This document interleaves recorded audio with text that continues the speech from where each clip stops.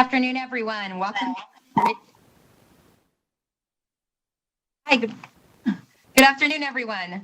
Welcome to the Assembly Committee on Commerce and Labor. Will the Secretary please call roll? Assemblywoman Carlton. Here. Assemblywoman Considine. Present. Assemblywoman Dickman. Here. Assemblywoman Duran. Here. Assemblyman Flores. Present. Assemblyman Frierson. Assemblywoman Hardy. Here. Assemblywoman Kasama. Here. Assemblywoman Martinez. Present. Assemblywoman Marzola. Here. Assemblyman O'Neill. Here. Assemblywoman Tolles. Here. Chair Howdigi. Here. Madam, have a quorum. Please mark any members who aren't present arrive. Welcome to the audience tuning over the internet. And before we get started with our short agenda today, I would like to go over some short housekeeping measures. Please remember, all exhibits, written testimonies, and amendments must be submitted by noon on the business day prior to our committee meeting. Persons who wish to provide testimony or attend the meeting virtually must pre-register online by visiting ledge.state.nv.us. The public is strongly encouraged to submit written testimony in advance of the meeting by submitting it to asm@asm.state.nv.us. I would like to remind presenters and committee members that the Zoom chat is strictly reserved for business only. Members, please remember to keep your cameras on at all times. This will help us ensure that we have a quorum.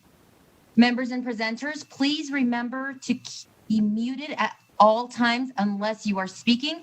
Then just unmute to speak and mute yourself immediately after. Thank you, everyone. And let's go ahead and begin with our agenda. I will be taking the items out of order today, and we will be starting with a presentation from the Sunset Subcommittee of the Legislative Commission. I believe we have Senator Spearman and Ms. Jennifer Rudy here to present. Present and ready for duty, ma'am. Thank you so much for joining us today. You can begin when you're ready. Okay. Thank you, Madam Chair. For the record, I am Pat Spearman, and I represent Senate District 1 in Clark County. Today, I'm here as the chair of the Sunset Subcommittee of the Legislative Commission for the 2019 and 2020 interim. Chair Howdigi served as my vice chair of the subcommittee. As my voice may not last throughout this presentation, if that happens, then I have a backup with our policy analyst, Jennifer Rudy. So I'll get started. And Jennifer, if I can't make it, then you can make, well, I'll tell you what, introduce yourself. I'm sorry, go on and introduce yourself. I'm getting ahead of me. Okay, this is Jennifer Rudy, and I am a Chief Principal Policy Analyst with the Research Division at the Legislative Council Bureau, and I served as the Committee Policy Analyst for the Sunset Subcommittee. I will go ahead and let Senator Spearman continue with her remarks. Thank you. Okay, a little bit of background for the Sunset Committee. Former Governor Jim Gibbons established the Nevada Spending and Government Efficiency, or SAGE, Commission in May 2008 during a declining economy. The commission's final report was dated January 7, 2010, and recommendation was to create 17 Sunset Committee to review government operations for the purpose of improving efficiency. The 2011 legislature created the Sunset Subcommittee with the passage of Senate Bill 251. Nevada is one of 36 states with some form of sunset review. There are 6 legislative members appointed by the legislative leadership. 3 additional non-voting members are nominated by the governor and appointed by the chair of the legislative commission. Duties of the Sunset Committee. The Sunset Committee is codified in NRS 238B. It is responsible to review all boards and commissions in Nevada created by the legislature. There are over 200, matter of fact, approximately 227. They're to recommend to the Legislative Commission whether each should be continued, modified, consolidated with another entity, or terminated. Only boards and commissions established by the Nevada Constitution, for example, Board of Regents, Board of Regents of Higher Education, and the State Board of Examiners, are those established by the executive order, the investment board. So all of these are outside the purview of the Sunset Subcommittee. Of the 131 boards and commissions that have been reviewed, a few have been reviewed twice. The State Board of Oriental Medicine in 2012 and 2015, the Nevada Transportation Authority in 2014 and 2016, and the Board of Medical Examiners in 2018 and 2020. In 5 interims, Sunset has reviewed an average of nearly 27 boards and commissions each interim. And yet, statute only requires Sunset to review a minimum of 10 each during the interim. 19 boards, commissions, and similar entities have been repealed at the recommendation of the Sunset Committee. However, to put this in perspective, in 2019, the legislature created 23 new boards and commissions.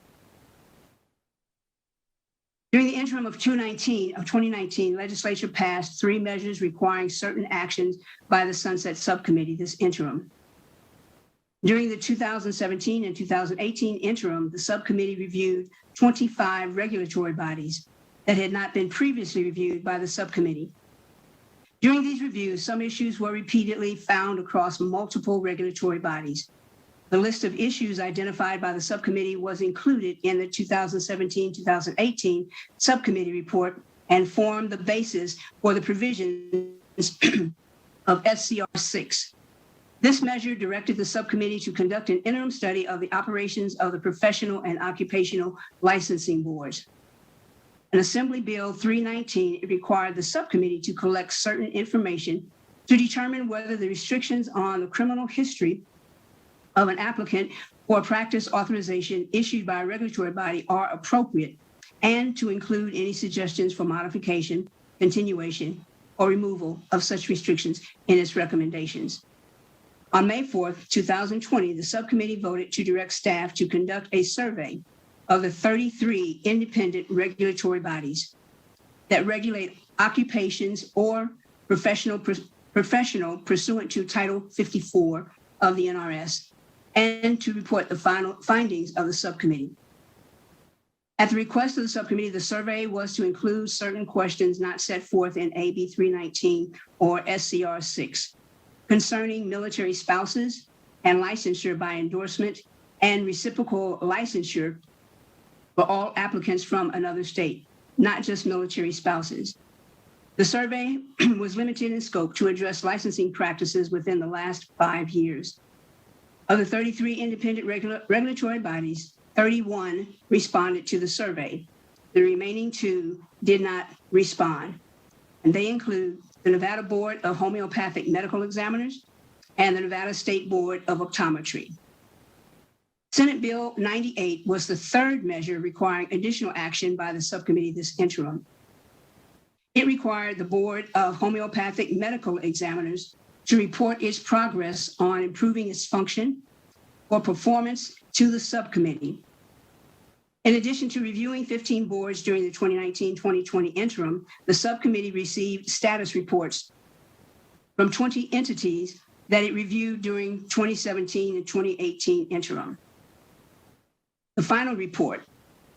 The recommendations for legislation from the subcommittee relate to 5 boards, committees, and commissions, and all recommendations except the one related to the Nevada Board of Homeopathic Medical Examiners were requested by these entities. I will briefly explain the 5 requests for bill drafts.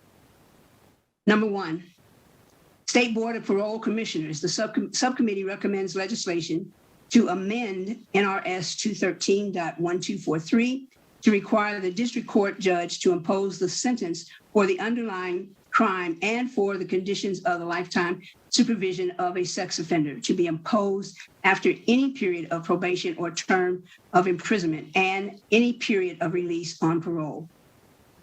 Amend NRS 213.10885 to record a comprehensive review of the standards adopted regarding risk assessment at least every 5 years instead of every 3 years. 2, the Commission to study governmental purchasing. The subcommittee recommends legislation to authorize the commission to request up to two bill drafts for each regular legislative session. 3, the Nevada Funeral and Cemetery Services Board. The subcommittee recommends legislation to amend NRS 642.080 to require graduation from a mortuary science program instead of a specific hours of coursework to satisfy the requirements for licensure as an embalmer. This would bring Nevada in line with the majority of states that simply require graduation from a mortuary science program. And it would facilitate the use of the closest funeral home, even if it is across the state border. California has legislation allowing for the transport of human remains to an adjacent state of disposition without a death certificate or permit for disposition or transit under specific circumstances, including the body found will be within specific mileage and the state border. I can't talk. Released from the coroner with jurisdiction where the remains are found. The Office of Vital Records has indicated support to address this complex issue. Advisory Committee to study laws concerning sex offenders registration. The subcommittee recommends, as requested by the Office of the Attorney General, legislation to terminate the committee and transfer its duties to the Advisory Commission on the Administration of Justice. The Nevada Sentencing Commission of the newly created Department of Sentencing Policy, or both entities. Neither the Office of the Attorney General nor the subcommittee had a preference of which entity should take these additional duties. Finally, the subcommittee voted to require the Nevada Board of Homeopathic Medical Examiners to report to the legislature on or before the first day of the 2021 session on its progress in implementing the provisions of Senate Bill 98. Further, the subcommittee recommends that a bill draft be requested in case the report does not indicate that provisions of SB 98, including the appointment of new board members to replace all members serving at the time the legislation was enacted, have been completed. Such a bill draft request would terminate the board and transfer the responsibilities for regulating the practice of homeopathic medicine to the State Board of Health as proposed in SB 98 and as introduced. The subcommittee requested that 2 boards submit reports on or before February 1, 2021. The Nevada Board of Homeopathic Medical Examiners and the State Barbers Health and Sanitation Board. Both reports were submitted on time and indicate that 6 new members for the Nevada Board of Homeopathic Medical Examiners have not been appointed by the governor. So previous members are continuing to serve in a custodial capacity. The report from the State Barbers Health and Sanitation Board noted the modernization of several practices, including a much more comprehensive website. The recommendations for legislation represent considerable work by the subcommittee this interim. And Madam Chair, I'm happy to answer any questions. Thank you. Thank you, Senator Spearman. I appreciate that thorough report. Let me see committee members. Do you have any questions for Senator Spearman or Ms. Rudy?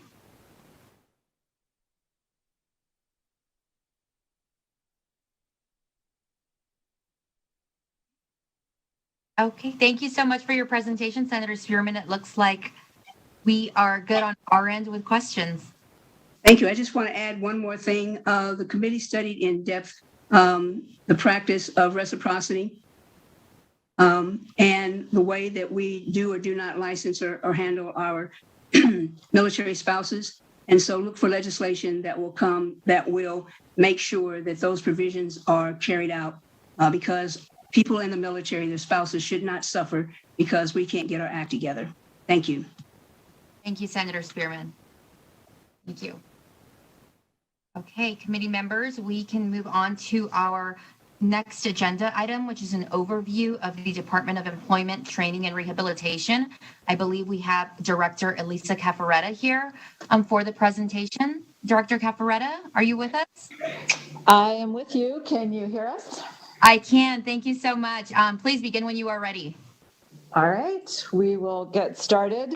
My name is Elisa Caffaretta. I am the Director of the Department of Employment, Training, and Rehabilitation. I am joined in the room by Jenny Castleman, who is my Deputy Director, and Jeff Frischman, who is a former Employment Security Division Deputy Administrator. He's come back out of retirement to help us with consulting as a subject matter expert and all around jump in and get done whatever needs to get done. So we appreciate his willingness to provide that service. You can't see Chris Sewell, who is our Chief Operations Officer and Legislative Liaison, but he is running the slideshow. So I hope you can see our presentation. Yes, we can see it on our screens. Thank you. Great. Okay, excellent. So we know that you will be seeing legislation dealing with DETR and some of our programs. We just wanted to give you sort of a high-level overview today of what the agency does, because we have many programs, not all of which have been in the newspaper. So we just wanted to give you a high-level overview and answer any general questions that you have, so you have the background and are prepared when you see legislation specific to our agency. So to start with, we are Nevada's lead workforce development agency. We empower vibrant and equitable workforce and economy. We are working to empower Nevadans to realize their potential through meaningful work and building economic prosperity in every community through our three divisions, which are Employment, Security, Rehabilitation, and the Nevada Equal Rights Commission. So just to step back and give you the highest level view, we are a workforce agency, and our programs are all related to our core focus, which is helping Nevadans get jobs and helping businesses, employers find workers.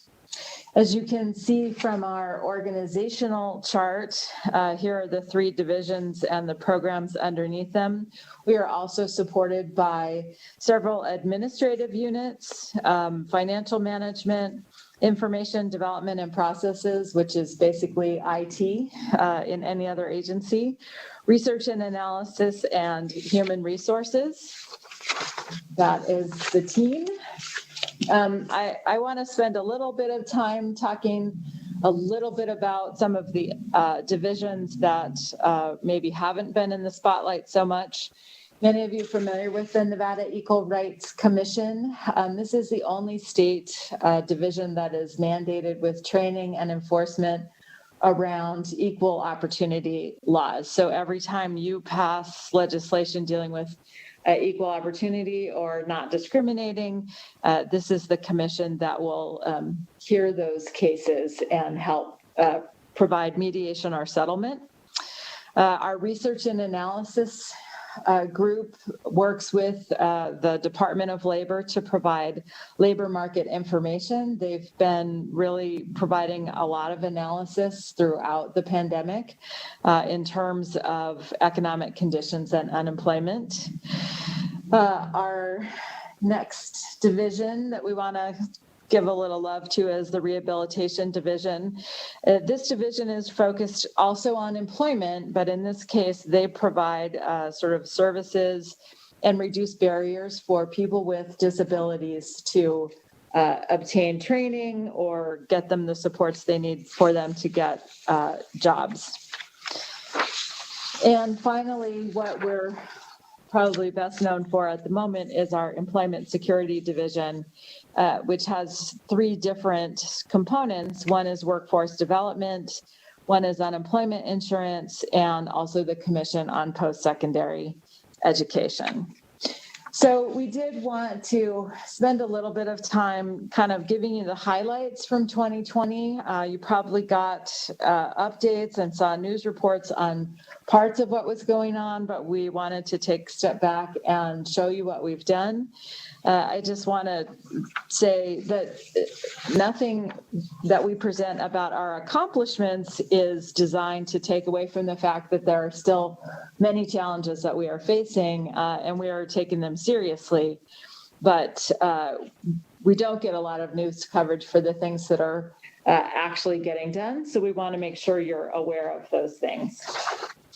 Again, focusing on the divisions you might not have heard so much from, rehabilitation has helped over 500 folks with disabilities get employment in 2020, and the average wages of those jobs have gone up to $13.40 per hour. So that was an increase over the previous year.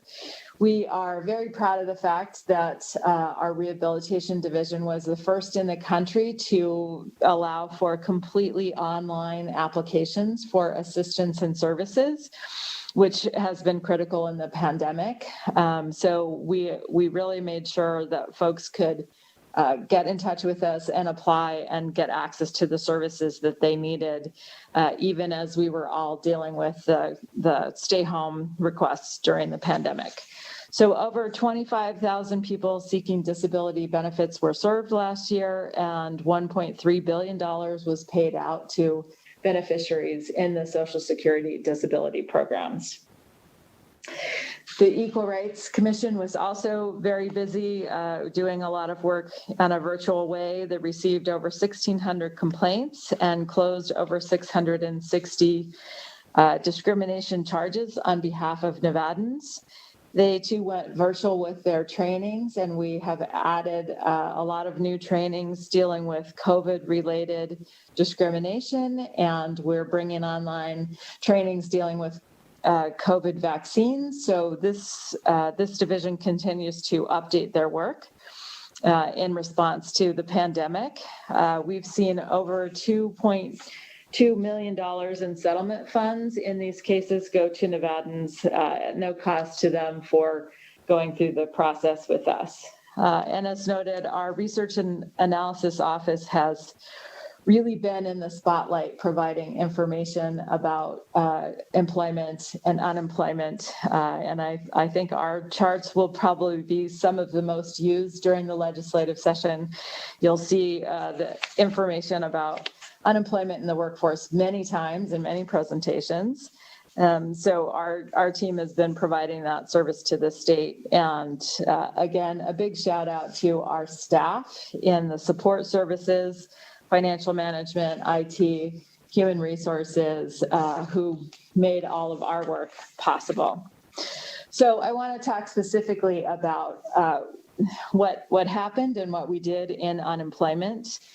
This is probably the most used chart that we have. As you all know, when the pandemic hit and we had to respond with orders to close down businesses, unemployment in Nevada spiked immediately at over 30%. This is higher.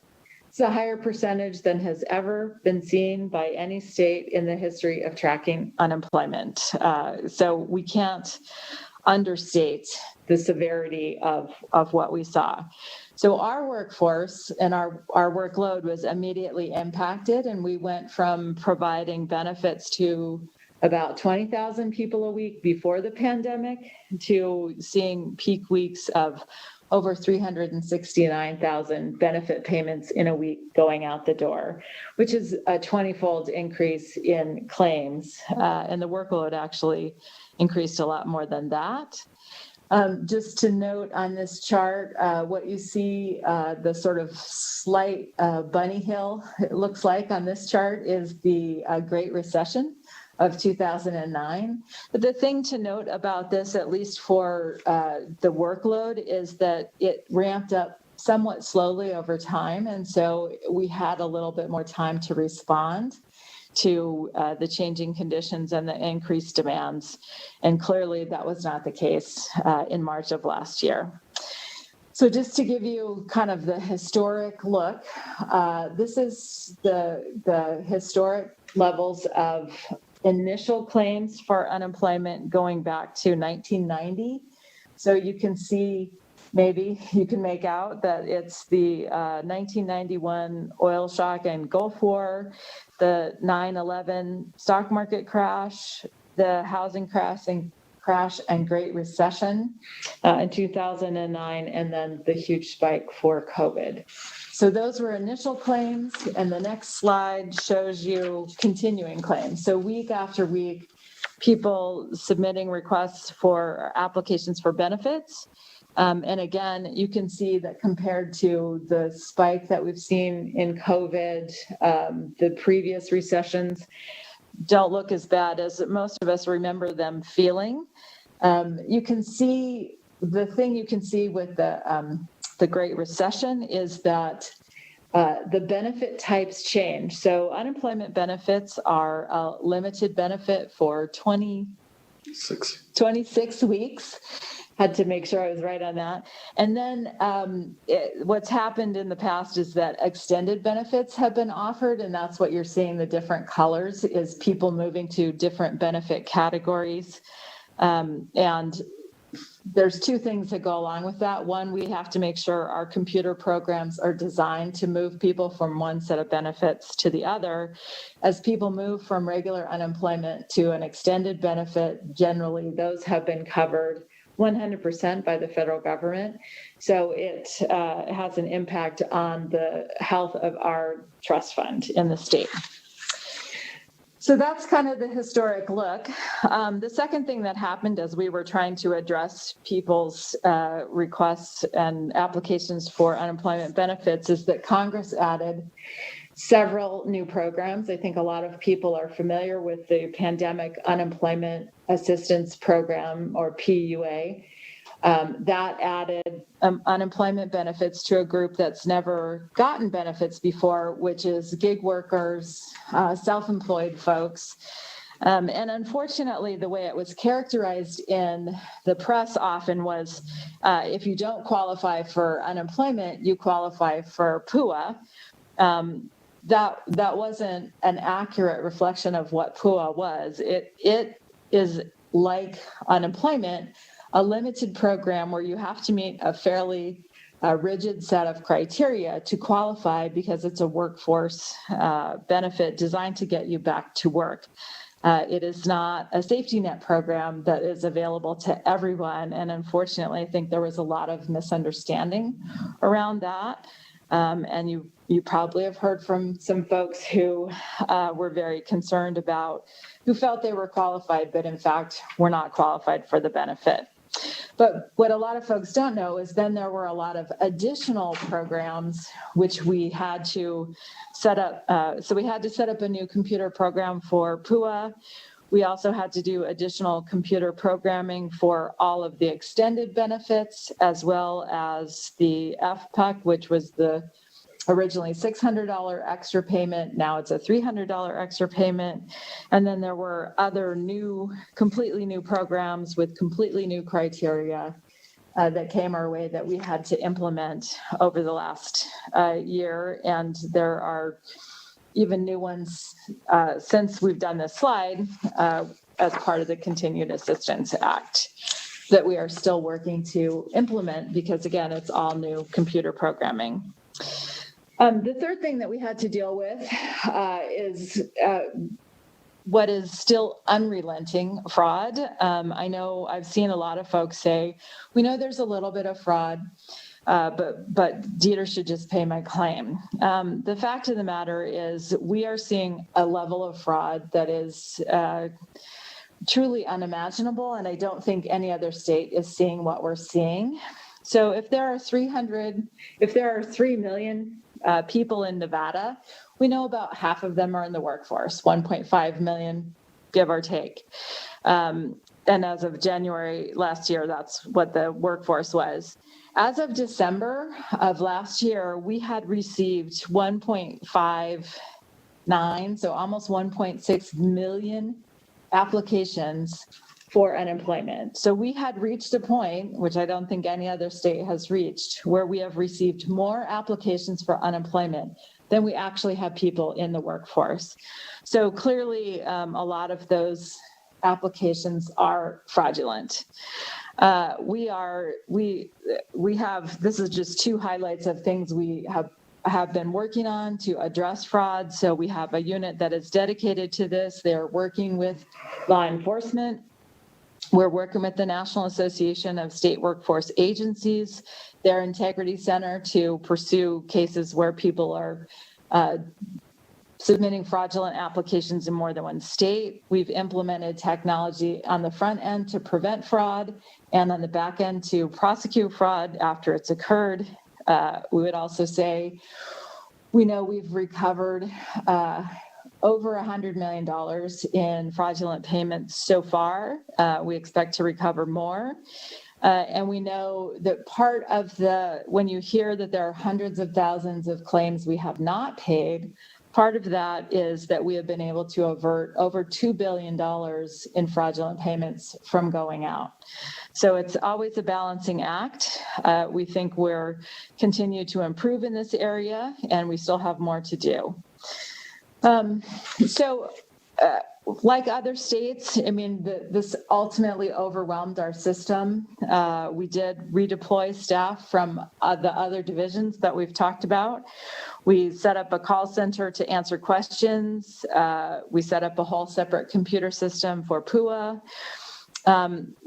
Our IT department deserves a lot of credit for keeping our system online. Our system did not go down for days on days, which did happen in other states. So we understand it's frustrating and it could be much better, but it did stay online and available to claimants.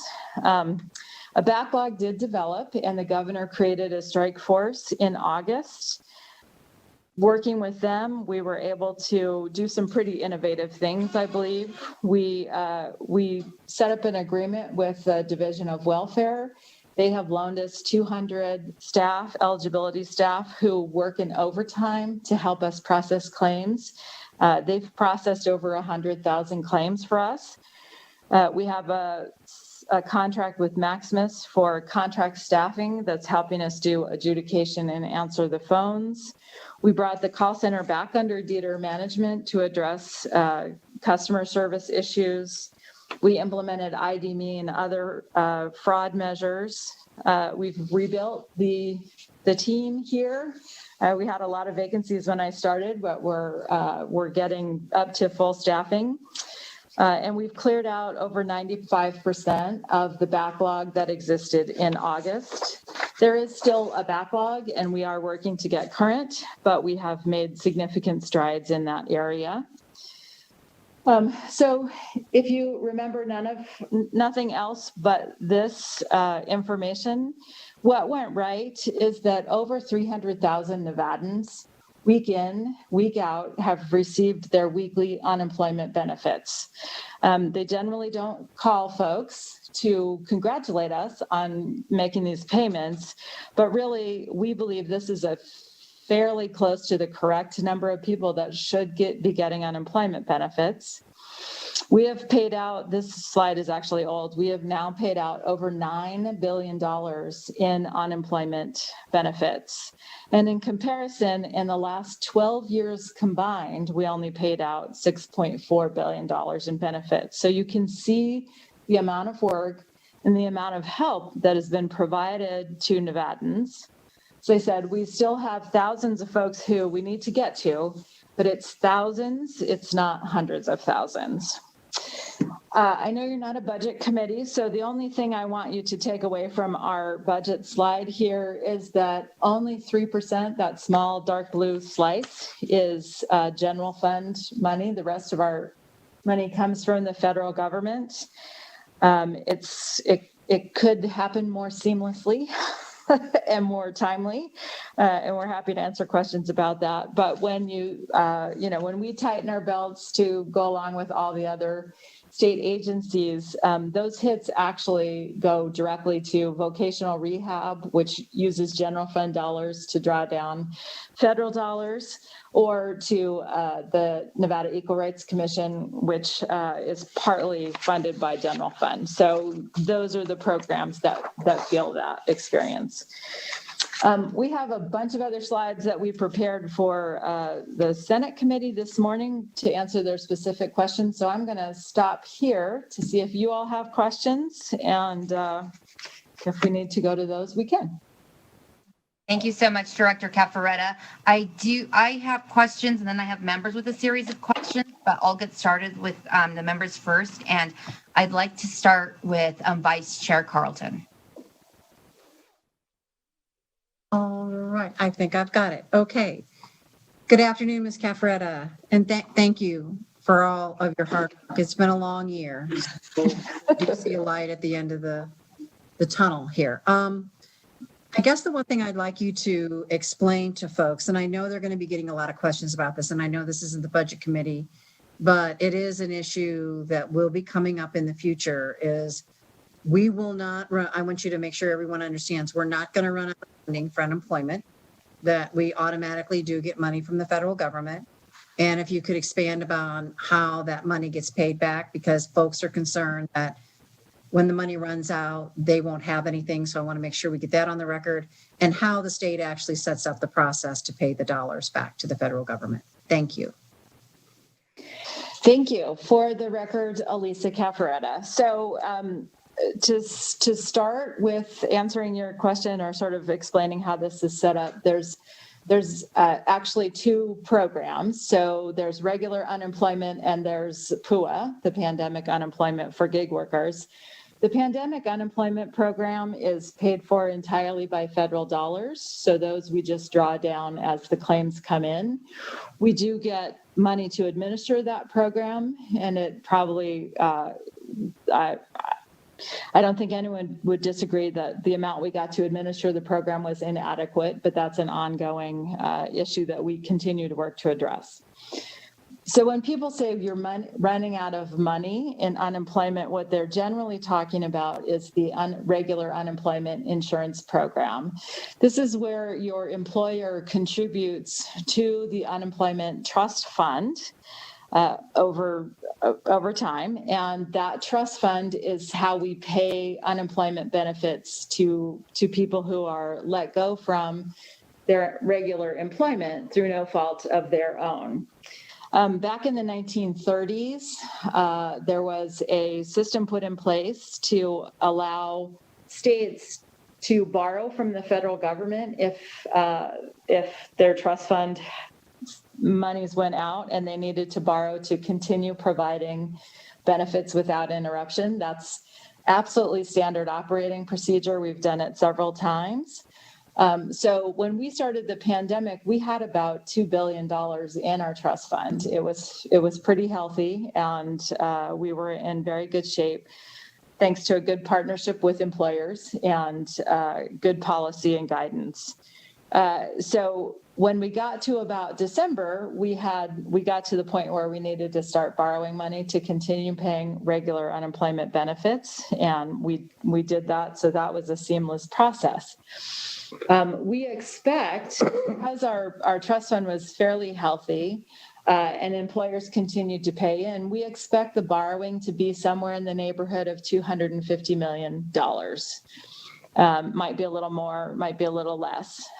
So to let you know how we deal with paying that back, in the Great Recession, we borrowed closer to $900 million.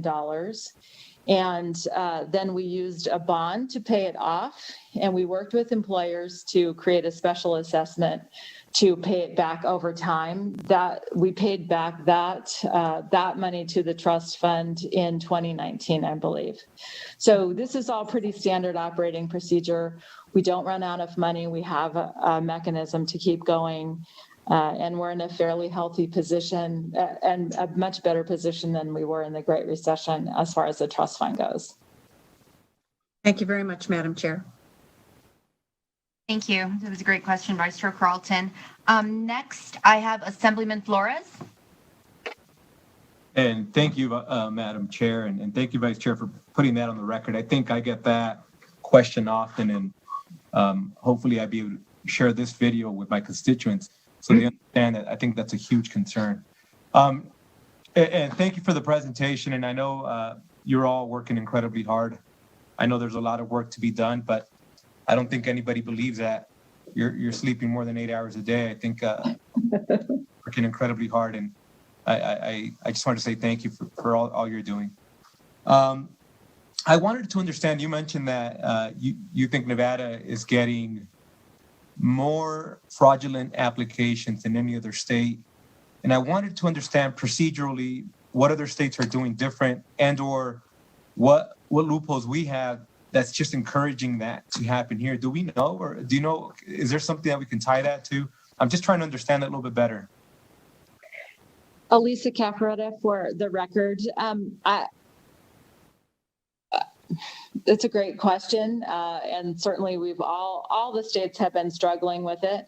One of the things that we have seen that I can tell you is that in any given week, we have seen different states' unemployment applications sort of spike through the roof. So one of the things that I believe is happening is that fraudulent rings are sort of picking a state and attacking that state, and then they'll move on, and then depending on how successful they'll move on to another state. I don't know if the reason our applications has exceeded our number of employees is just because we're a small state, and we've been in the target more than once, so that's why we have so many. We are adding staff to our fraud unit. We are adding vendors to help address this.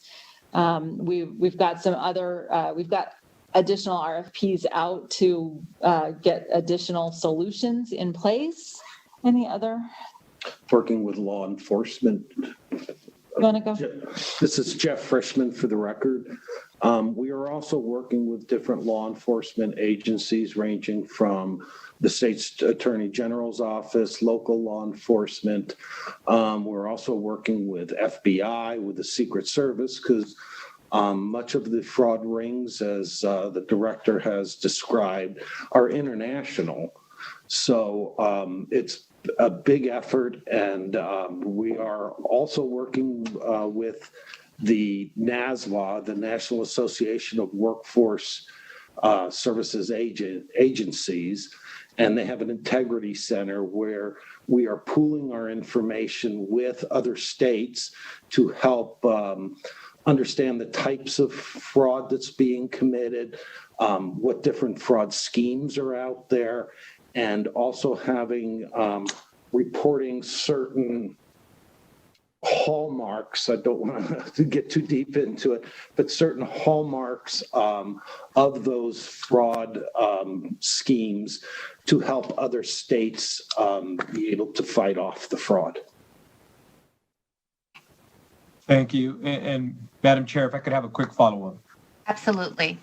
Thank you. And the other thing I've been curious to understand better, I've had constituents raise concerns where they're trying to process a claim here, and then often they'll say, well, technically jurisdiction falls with California or Arizona or a different state, just based on the dynamic of the type of employment they had or the length of amount of employment they had in Nevada versus another state. What type of collaboration do we have between states and agencies when we have individuals in those scenarios where we're not sure who's supposed to be processing what? Because I get those calls often where it's just somebody, I live in Nevada and I'm trying to process it here, but they're telling me to go to a different state and I can't do it there, or vice versa. I used to live in Nevada. I moved out X amount of months ago, back with my parents, back with so-and-so, and I'm trying to process it from here and they're telling me no. And I never know how to really even engage in that conversation. I don't think I understand it enough. If you could help me understand it a little bit better. I'm Jeff Frischman for the record.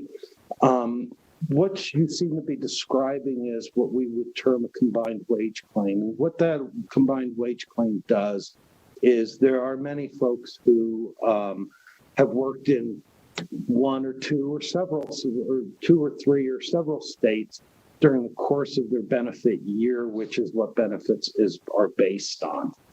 So please understand that in order to be monetarily eligible for a claim, you must have a certain amount of earnings and a certain amount of quarters. And the way it works is it's the base period, the first 4 of the last 5 completed quarters. So certainly they could have been working their most recent quarter or two in a different state or in Nevada, but their wages were really earned in, say, California. So they would have a California claim. Now, there's also the instances that during that base period, they may have more than one state that they worked in during that 4-quarter period, that 1-year period. What we typically will do is review those wages, because we can pull wages from other states just like they can pull from us. And in order, through the federal system, through DOL.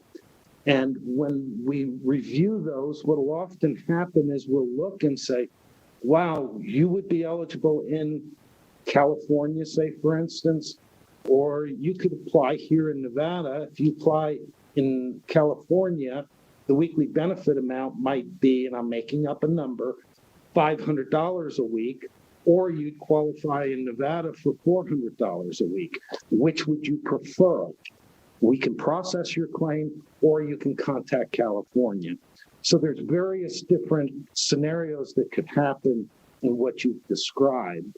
And I hope I've answered some of the scenarios that could present themselves.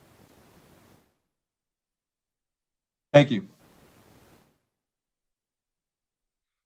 Thank you, Assemblyman Flores. Next, we had questions from Assemblywoman Considine. Thank you, Madam Chair, and thank you, Director Cafaretta and the whole DETR team. I echo Assemblyman Flores' statements about knowing how hard you all are working. My question is, as you went through the new unemployment programs, you mentioned that just about all of them required new computer programming or new things designed to meet each of those.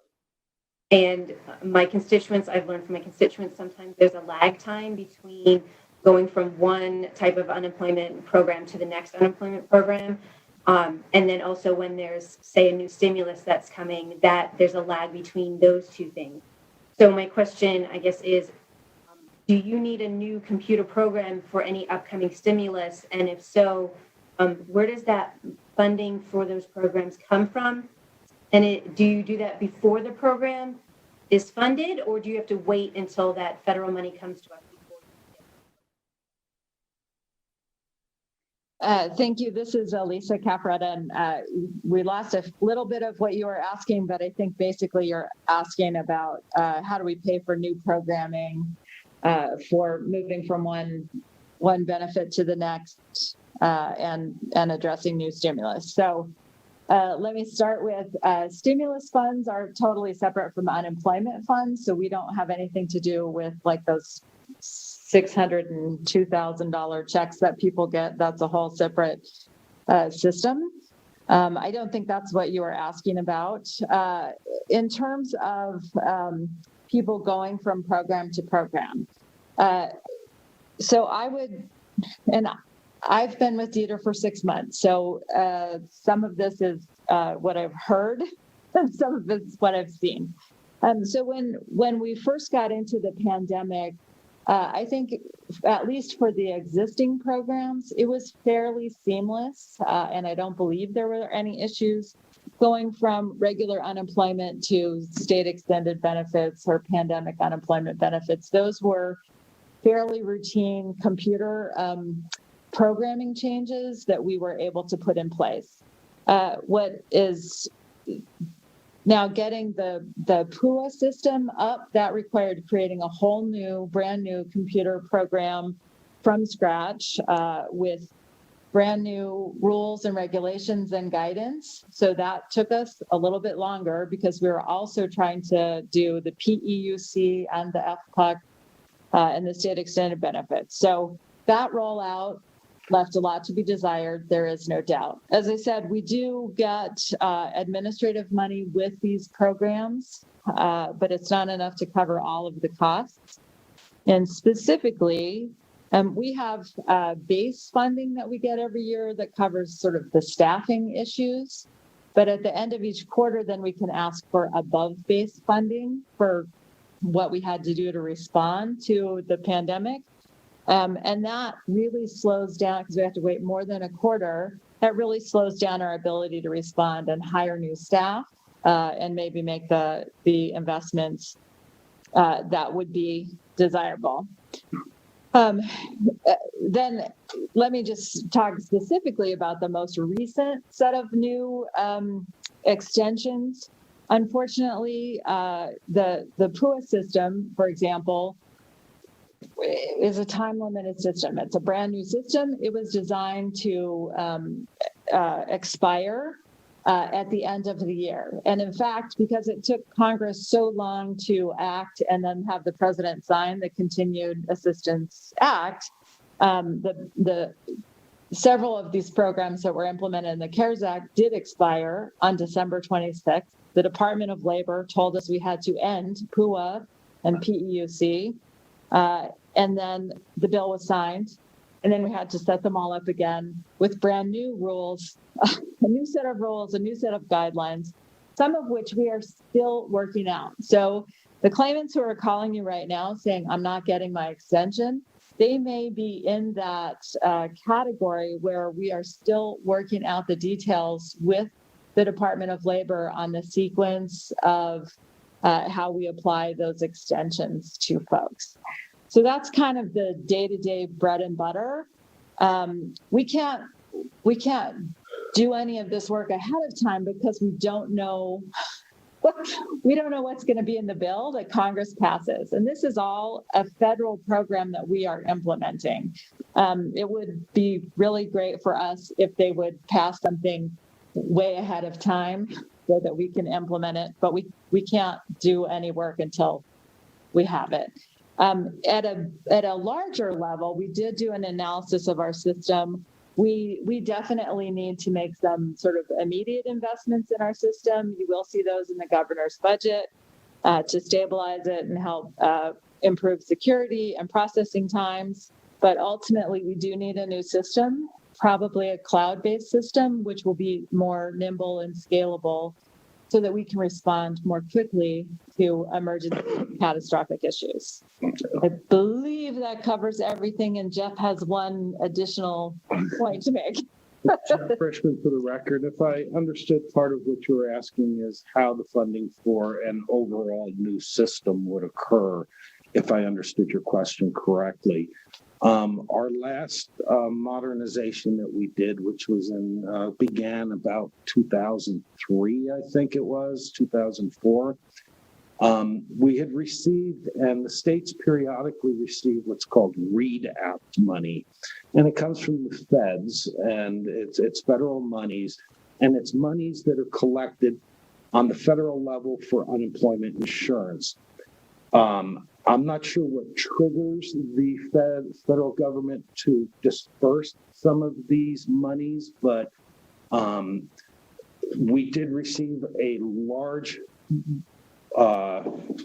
amount of money in the early 2000s, and that is what was used in order to fund the current system that we have now. It was also used to build the new building in Las Vegas, the Dieter building there. So we don't know when or if we'll get another round of READ Act money. So many other states in the interim have gone to their legislators and asked for general fund monies to help supplement or pay for the new systems. So it's a variety of ways that it gets funded. I hope that answers that part of your question. Yes, thank you. And thank you, Director Caffaretta, for understanding that I meant extensions when I said stimulus. Thank you, Assemblywoman Considine. Assemblywoman Kasama, I believe you had a question? Yes, I did. Thank you again, Director, and to all the staff there. Good to see you. My question is on your last slide there, where you had the Dieter budget overview. And it's probably a simple question. I looked through the notes. I couldn't quite figure it out, but we've got federal funds for the biennium coming up of 56%. And then the other, which comprises the 41%, you have CEP and BEN. What is that? Do you know it? CP. CEP? CEP. CEP is for the record, Jeff Frischman. What is it? The Comprehensive Employment Program. I can't think of it. That's on the workforce side. I'm more of a UI guy, but it's what it is the program that there's a small amount of money that's collected for the program through the UI contributions from employers.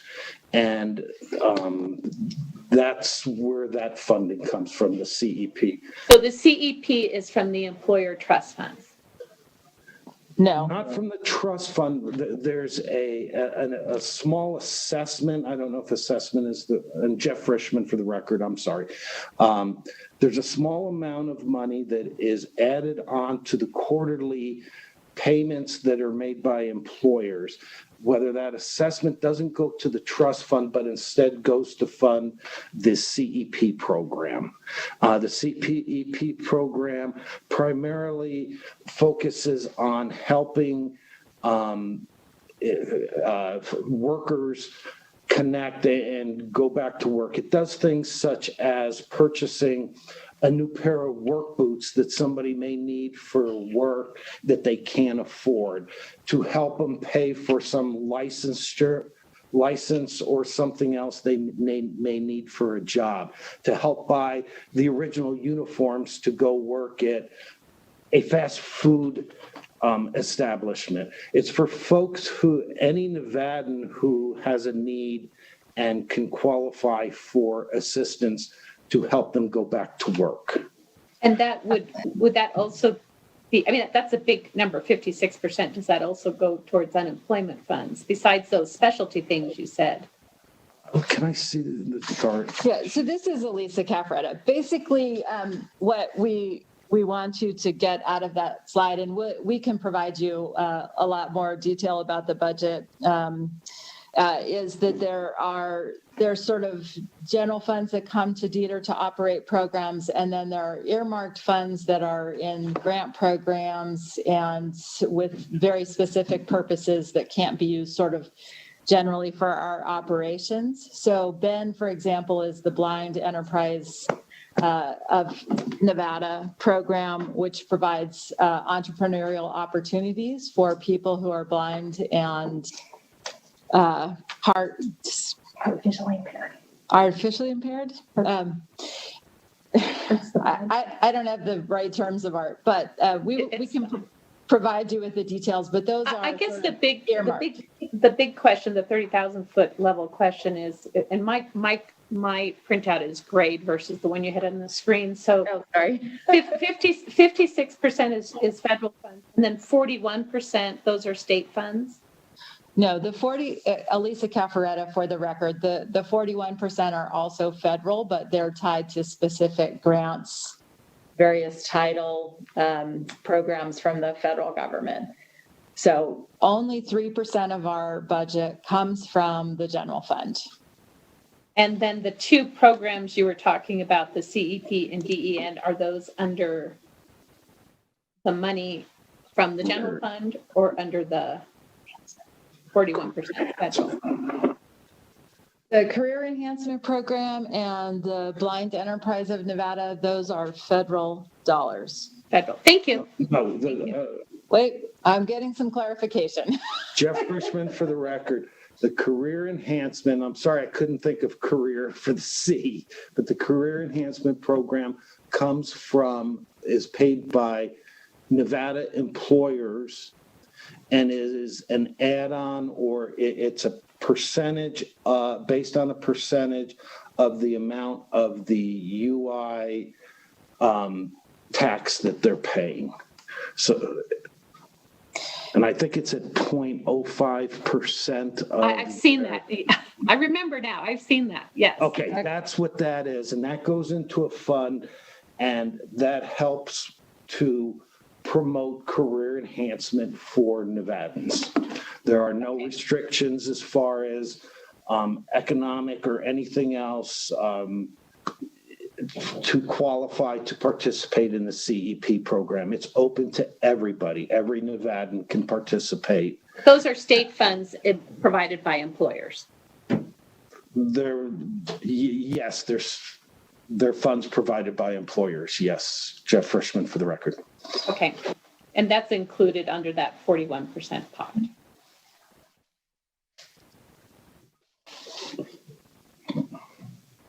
I'm sorry, Elisa Cafaretta, I missed the very last.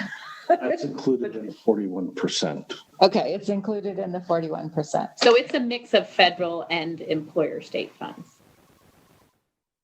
Elisa Cafaretta for the record. Yes, and I apologize. I wasn't prepared to do a detailed budget presentation this afternoon. No, I was just curious. It's just a big overview where the money comes from. Yeah. Yeah. So the point we're trying to make there is that there are very few discretionary dollars from the state general fund that go into our programs. Most of them are constrained by the guidance of the program that they're in and can only be spent on those things. I guess is the point we're trying to make. Assemblywoman Kasama, I'll just remind you to make sure you're asking for follow-up questions. We have quite a bit of list of members who want to ask questions. You bet. I'm good. Thank you. And I'm going to move on to Assemblywoman Dickman. Thank you so much, Madam Chair. And thank you, Ms. Cafaretta. It's good to see you. I was wondering if we could just go back a little bit to the federal funds that we are borrowing from, that we have to borrow to keep our trust fund solvent. How will those be paid back? I know in the recession there was a bond factor assessed on employers.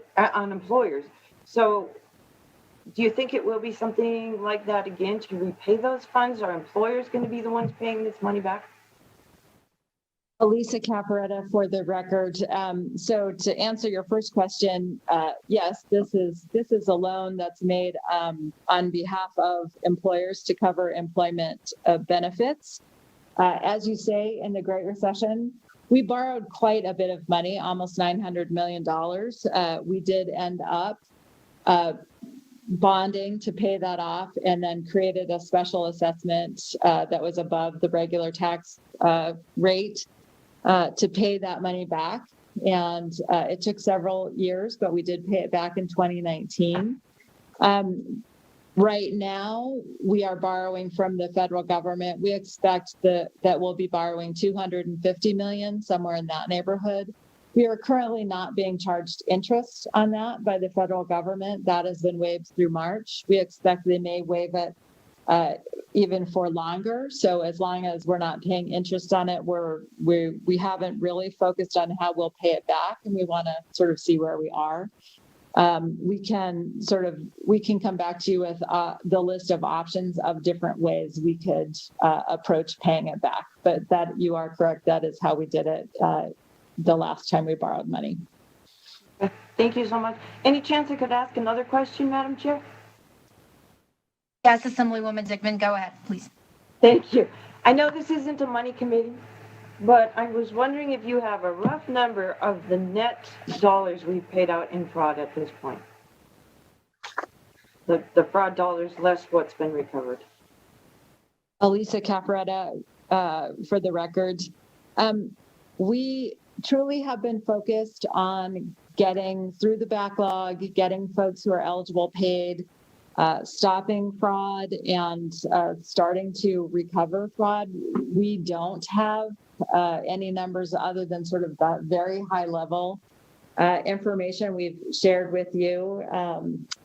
Certainly it is something we will be studying, and probably will have more information as the session goes along, but I don't I don't have anything really solid to share. Okay. All right, as soon as you know, I'd love to know. Thank you so much. Thank you. Director Cafaretta, and if you are able to get those numbers, then just share them with the entire committee. If you would give them to the secretary, then she can disperse them to the committee members so that everyone has the information. Assemblywoman Toll? Yes, thank you, Madam Chair, and thank you for the presentation from everyone at Dieter, and especially for all that you've done to get through that backlog as quickly as possible. I know that we all have been working together to try and get our constituents the help that they need. Back to that question about the fraud and the investigation process and working with our law enforcement partners. If you could just educate me a little bit, if you know, do we hope that at the end of that investigation process, it's going to lead to convictions, we hope, and that after that point, will we be able to recuperate some of that money that was fraudulently taken out of our state? And are there any penalties in the criminal justice system that could be utilized to also bring money back to our state from what's been lost? You want to take it? Sure. Jeff Frischman for the record.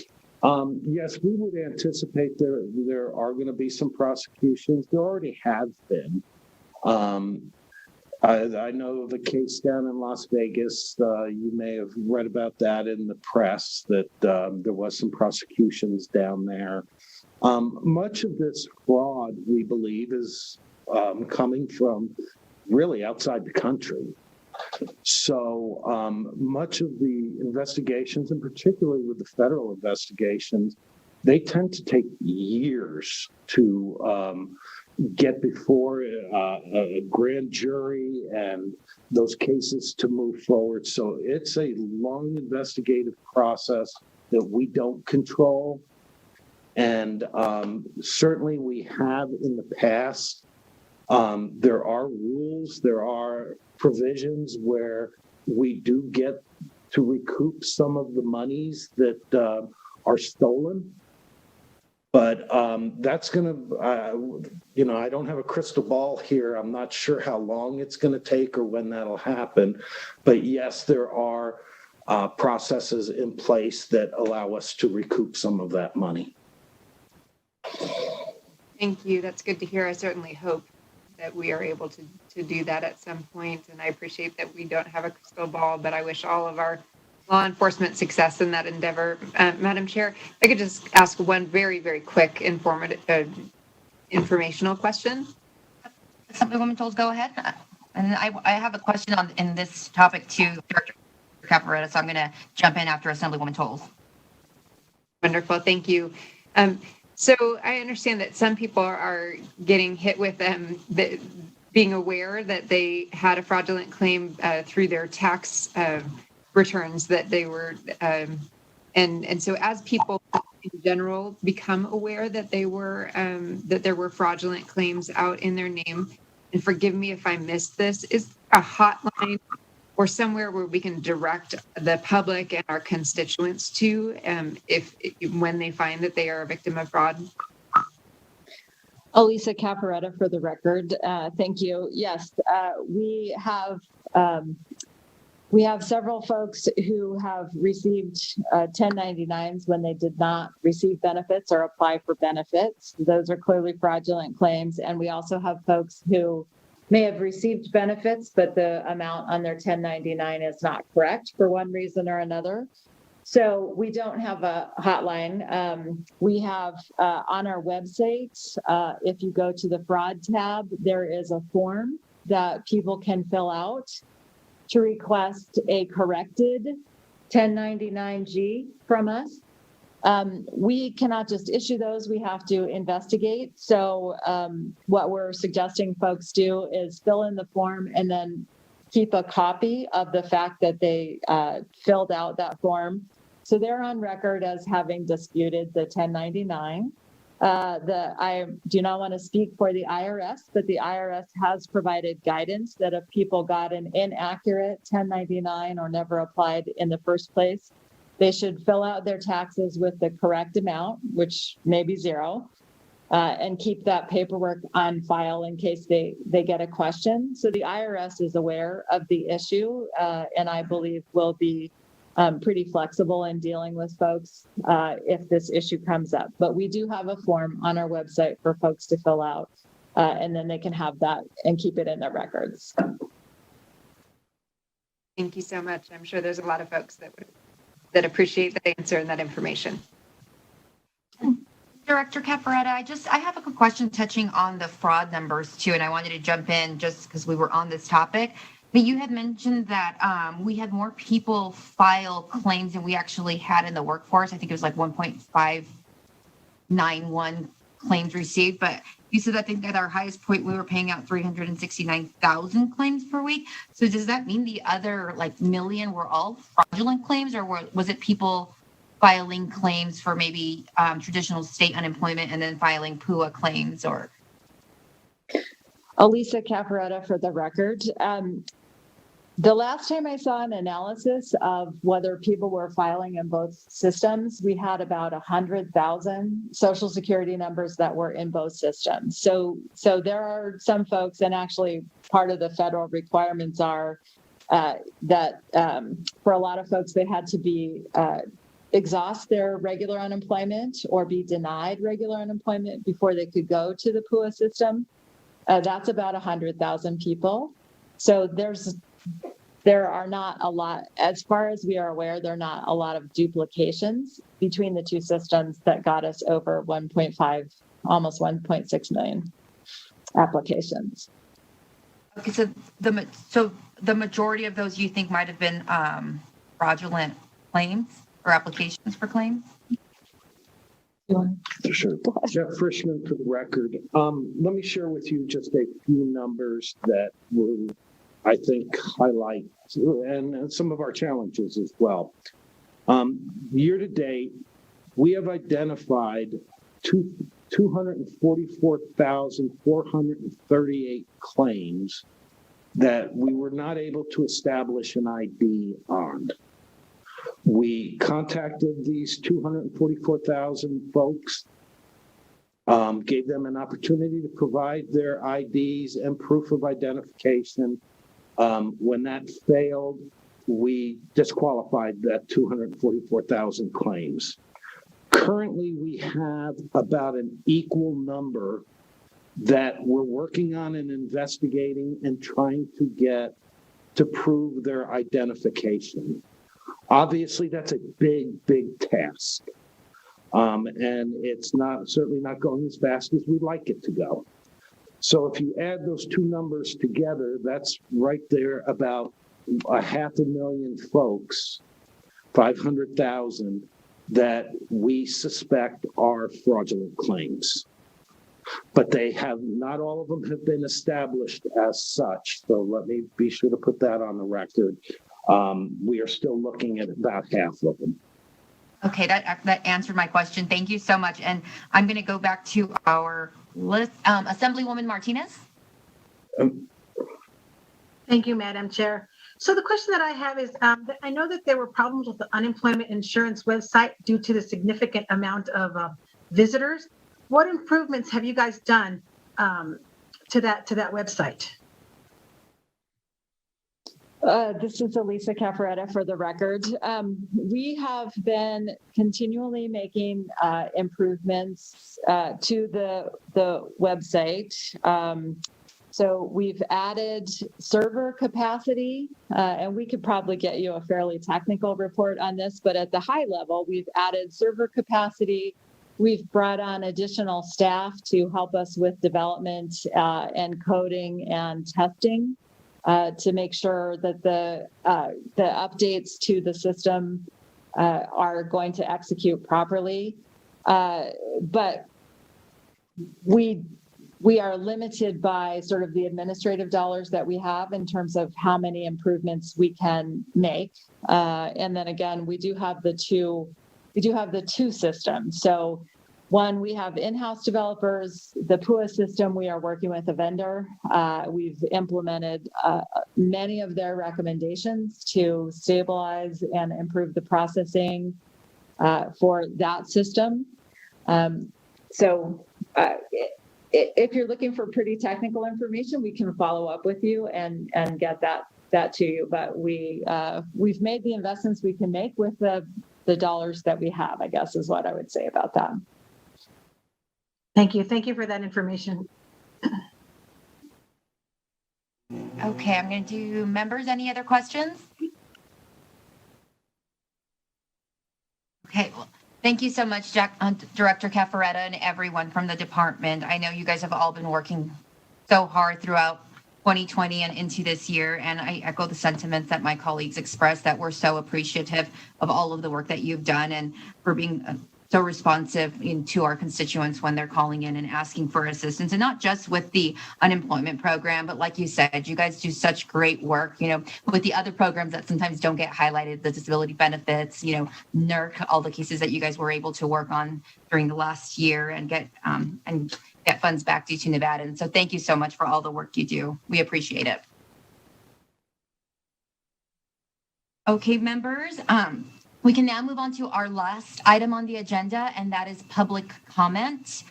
Broadcasting, do we have anyone on the line for a public comment? Yes, Chair, we have one caller on the line. Okay, perfect. Thank you. If we could get them connected. I would like to remind everyone that we limit public comment to 2 minutes. And for those who are listening over the internet, if you'd like to join, we will wait a couple minutes after our first public comment to see if anyone else connects. Caller with the last 3 digits, 524. Please slowly state and spell your name for the record. You will have 2 minutes and may begin.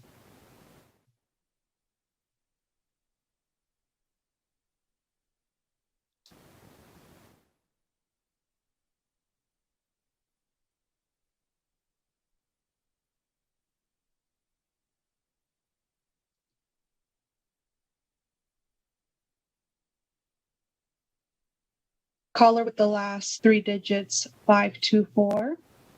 Please slowly state and spell your name for the record. You will have 2 minutes and may begin.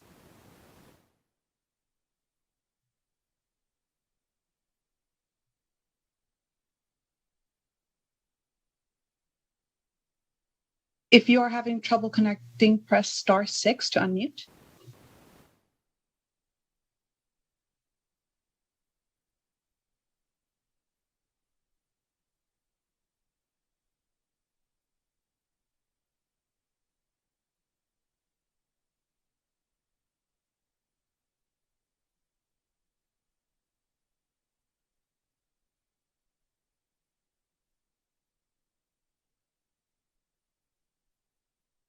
Chair, the public line is open and working.